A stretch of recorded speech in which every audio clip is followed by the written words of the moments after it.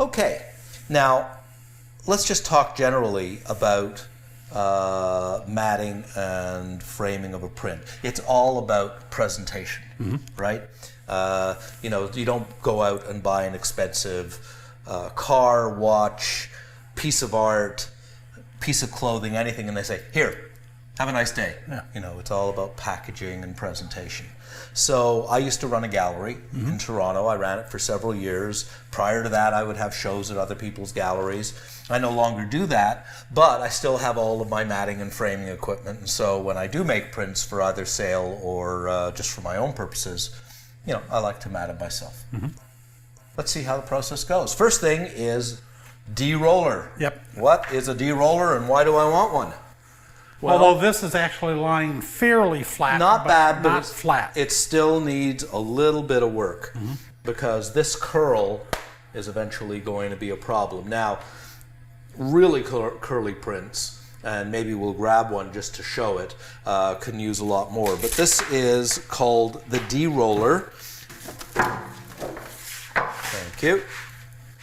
One of the reasons we've got margins is so that we can kind of touch and position without getting our fingers right onto the image. Exactly. I don't like wearing gloves when I'm working, and so that's why I, you know, leave an inch or two worth of margin.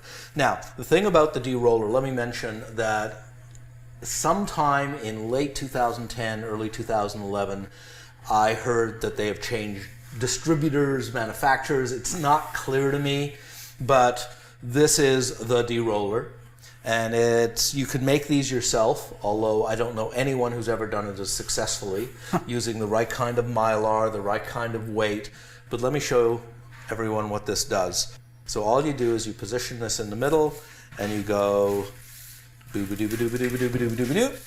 You have to make the sound effects while you do it. I understand. That absolutely helps. Makes it work better. Yeah.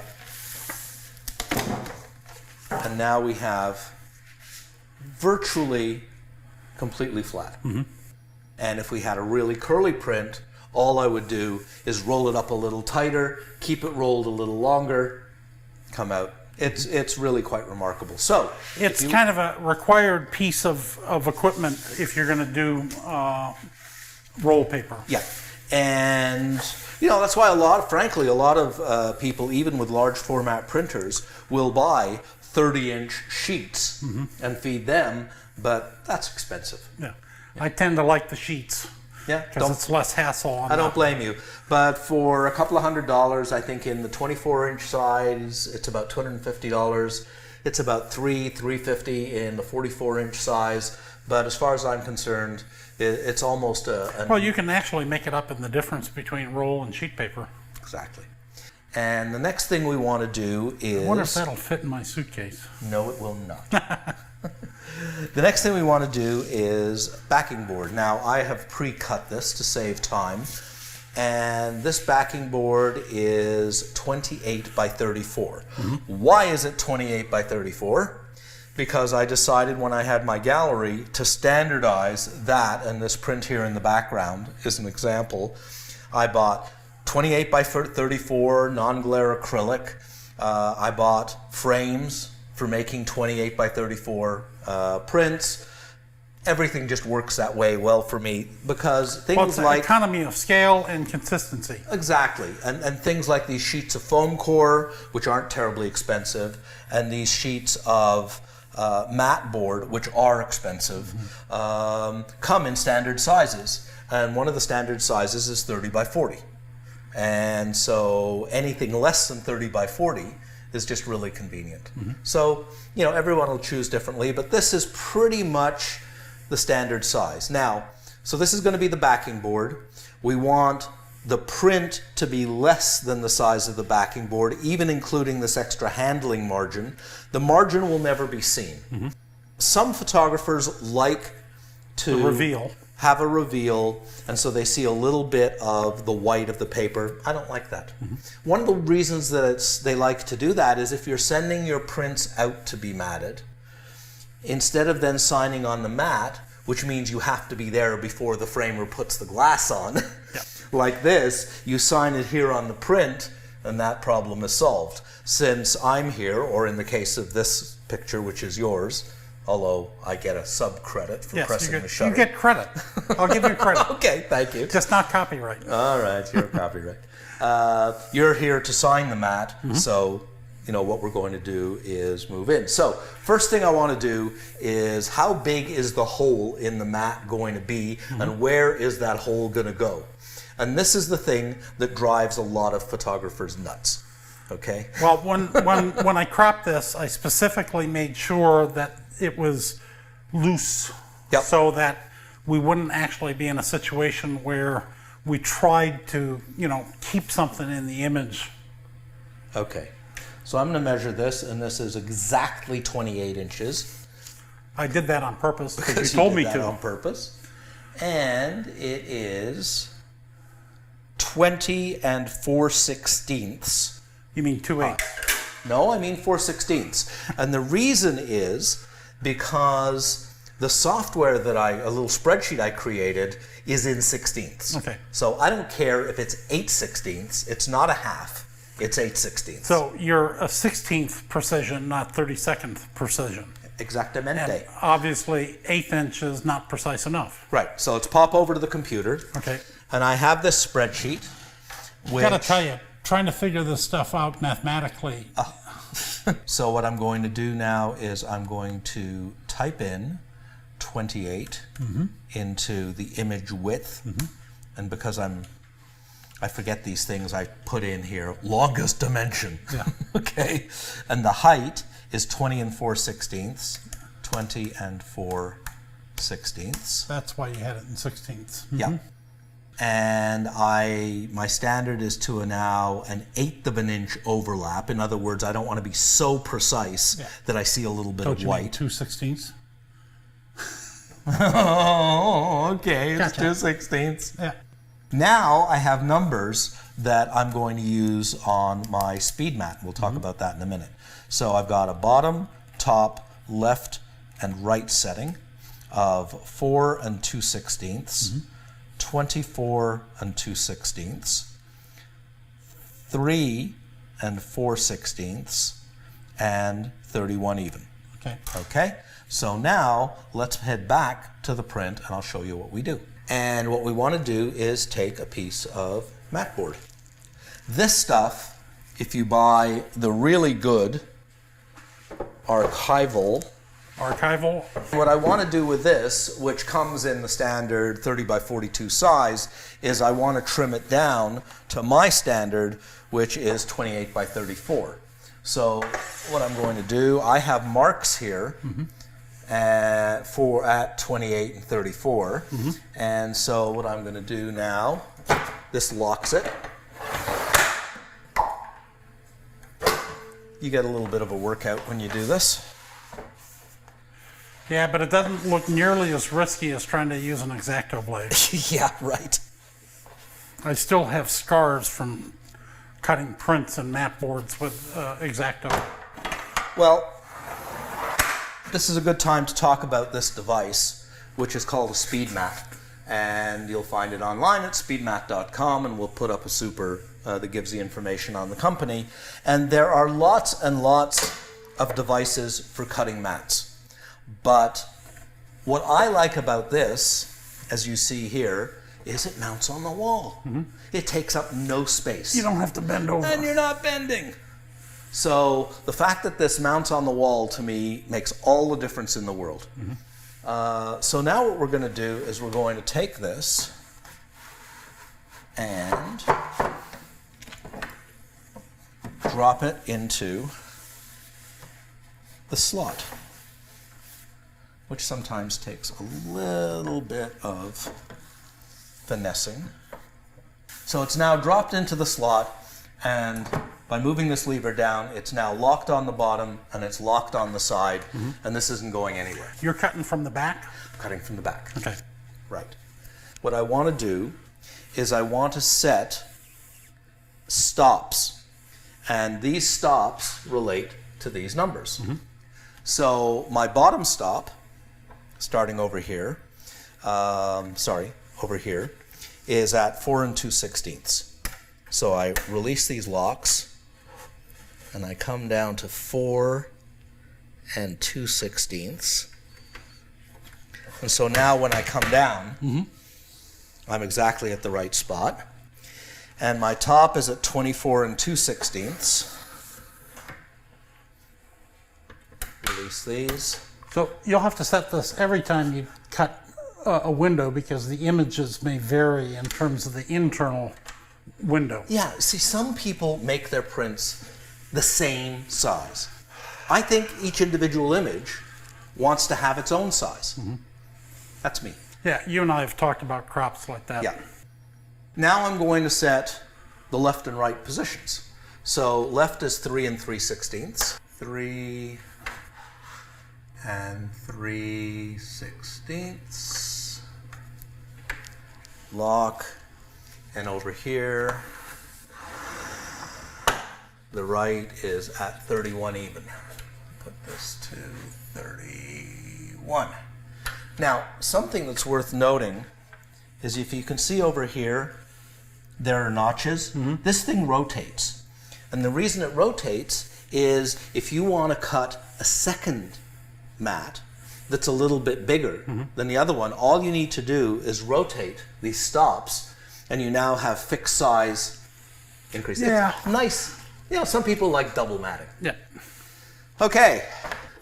So we start at the top right. Push that in. Push it in. Cut. Release. Rotate. Push it in. Cut. Release. Rotate. Push it in. Cut, release, and rotate. Push it in. Release the lock. And as the British say, Bob's your uncle. And Marge is your aunt? Marge is your aunt. Madge. Madge is your aunt? Thank you, Chris. Look at that. What a work of art. Okay. So now the next thing we're going to do is we're going to attach the print to the backing board and we're going to hinge the mat to the backing board. Some of the tools of the trade. Brush. Soft brush, get rid of the dust. I'm going to do this several times because no sooner do you get ready to do something than more dust lands on it. And short of living in a clean room, a brush is your friend. There are some other tools. There's this Scotch ATG tape gun using ATG tape, which is a double-sided tape. There are some other bits and pieces. This is Filmoplast P90. This is Light Impressions hinging tape. In issue 15 of the Video Journal, we filmed Bill Atkinson, who introduced us to his museum quality, archival grade, best practices framing technique and matting technique. And so, which has influenced you? It absolutely influenced me because I only learned from the best. And don't take that as a compliment.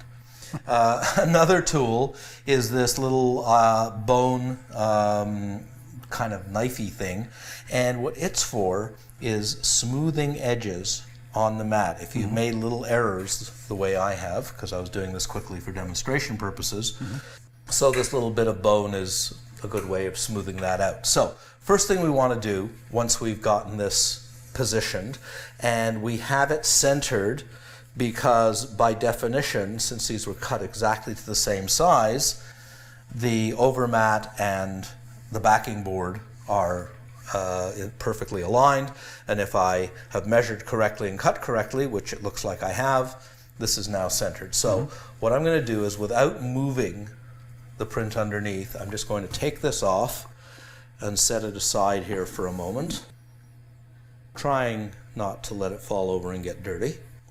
And the first thing we want to do is take some of this hinging tape and cut a couple of pieces that are about 2-3 inches long each. Now this is the fun part, because it is crack and peel. Crack and peel. So now the whole point of... I'll hold the print. Okay. I want to do something useful. Yeah, for a change. The whole point of this is nothing touches the print, the face of the print. And you'd say, well, gee, you know, if you put something on the front here, big deal, except over time, the adhesives might very well migrate. And Very well migrate. Okay, so museums say, no, that's not the right way to do it.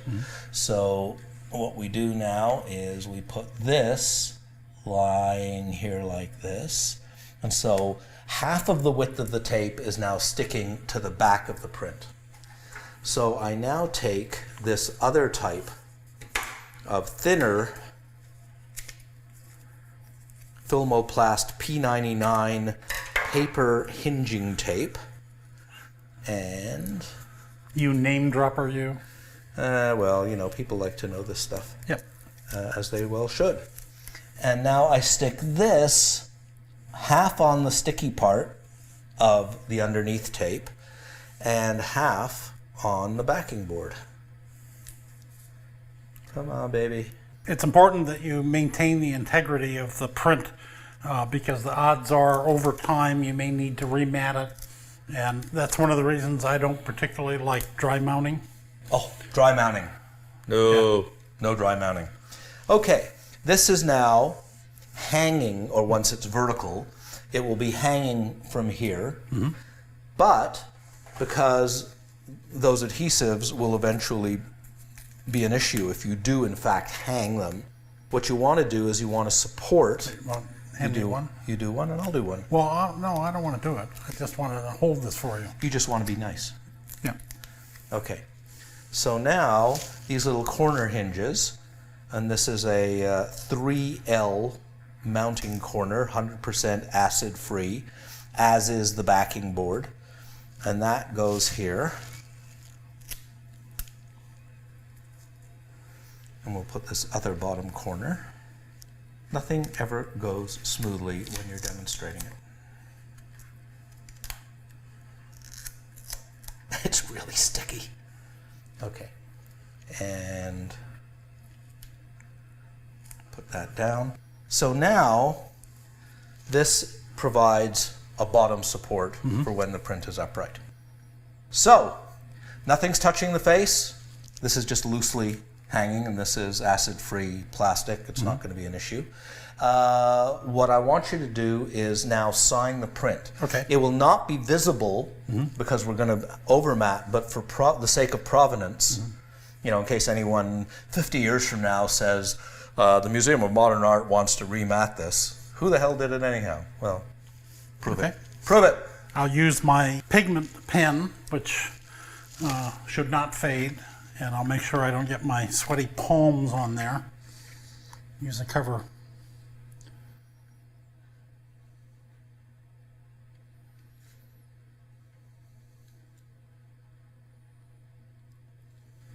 Okay, very good. And I didn't go into the image. Good for you. Okay, next thing we want to do is we want to put down an adhesive on the outside of the backing board to which we can then attach the window frame. And so that's where this tape gun comes in, and it lays down a strip of adhesive. So much nicer than trying to do that. The rolling gun really works out nicely. Yeah. Now this is one of those things, I feel these aren't that expensive. They're like $50, $60. And you know, just for the gun itself. But it's just such a convenient way of doing it. And, you know, the tape's replaceable. Simple stuff. It's called ATG tape. And again, it's archival. Okay, so now we take our window overmat. And that stuff is sticky, but not super sticky. And we get it exactly lined up. And now with your nice, clean, freshly washed hands, you press down, or you put on your gloves. You're really neurotic. And ta-da! Voila. Oh, sign please. Okay. This is for the overmat. Yeah, so now you're going to sign the overmat. This will be visible once it's framed. Who are you? No pressure. No. You know what? Signing prints always drives me nuts because it's like I could screw up the print. Yeah, it's a by mis-signing it. No, not the print. You could screw up a $15 piece of mat board. But no pressure. Not to mention our video. Great. Now, I typically, this is the way I sell prints. I don't sell them matted and framed. When I had my gallery, I would frame. But so what I would do if I was selling this, reach over here, is these are bags from ClearBags.com. And they come in a jillion different sizes, so you just have to order them according to whatever size is appropriate. Actually, I did it upside down, but it doesn't really matter. Slide this in. Tape this over, a little bit of Scotch tape here, and that's it. And now if I was shipping this, I would take 2 more pieces of foam core, which are the full 38 by 40 size, which is just a little bit larger. And then that gives you all the support needed. And then all you have to do is put in really big letters, "Do not bend." Yes. And hopefully the post office or FedEx won't bend it. And that's it. Just to summarize, everything that you've done is pretty much in line with, I don't say archival, but best practices. Conservation and preservation. Yeah. A conservationist looking at all the materials used here, acid-free mounting board and backing board, acid-free tapes and... So the thing about it that is absolutely critical is that it's pH neutral. Yeah. Sometimes they do buffering, and buffering is not necessarily bad, but if you can get pH neutral so that nothing will attack the paper. Once this is put inside of a frame, it's not hermetically sealed, but it's sealed against kind of, change in humidity. Right, and it's not going to be, how shall I put it? It's not going to be dramatically affected. If you were in Iceland and there was a lot of volcanic ash, who knows? But under normal situations, it's going to be fine. And then either the acrylic or the glass is going to give UV protection. And so if you've printed on a high quality paper with pigment inks and used all of these appropriate materials, this is as good as it gets. And this will, under proper display conditions, last for 100, 200 plus years. And that's as good as you can hope for. And if anyone is still interested in this photograph in a couple of 100 years, it's not going to look that much different than it does now. Well, hopefully the photograph will last as long as that violin has lasted. Well, that's from the 1800s, so a couple of 100 years, probably the print will. Cool. Great. Okay, so the next thing we're going to do is I'm going to take this out of the bag and we're going to show putting it into a standard frame. Okay. So these are frames ordered from a company called American Frame. I buy them online. You can buy them locally. The brand is Nelson, but there are lots of these, and they're pre-cut to standard size. So, as I said before, my mats and my frames and my acrylic are all done to standard sizes. And so now we pop in these springs. If you want to do one over there, do a couple up there. Ta-da! Voila! So, ready to hang on the wall. Yeah, let me have the brush.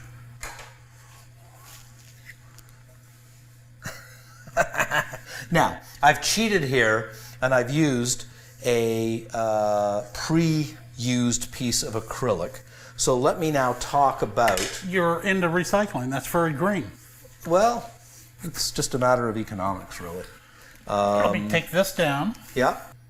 Very good. Lovely. Is that centered? Yep. Okay. So, these are aluminum, and you can buy glossy aluminum, brushed aluminum, beveled, all the rest of it. That's just a matter of personal choice and economics. Now, I use this, let me turn it around so we can read it properly. This is acrylic, and if you peel off the corner, you end up with that stuff. And I love this. What's that say? Made with pride in USA. It's made by a company called Ciro Industries from Rockaway, New Jersey, and it's called OP3P99 non-glare matte finish, this side up, ultraviolet filtering, museum quality. It's not cheap. A sheet this size is about $50.